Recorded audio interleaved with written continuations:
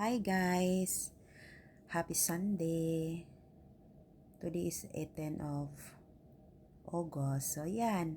Yan ang ganap namin guys during our break time or tapos na or before kami magsi-uwian habang hinihintay namin yung namin log out namin. Yung teacher po namin is nag-on siya ng music sa laptop niya. Ang ganda ng mga kanta niya guys. So parang nakakatuwa.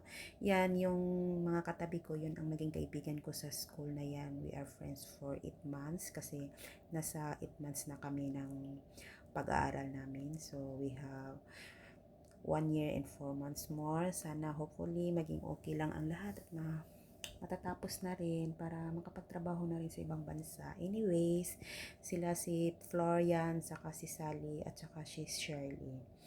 So, napakasaya namin guys lagi pag during break time namin. Kahit hindi naman break time. Ayan, nilagyan ko si Pera ng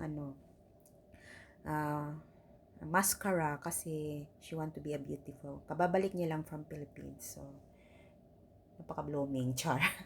Yan, nagpipicture kami as a remembrance. So, 'di ba, ang ganda namin, napaka-cute namin. Oh, 'di ba? Thank you guys for watching and see you for the next video. Bye. Oh, 'di ba ang cute ko? Charot.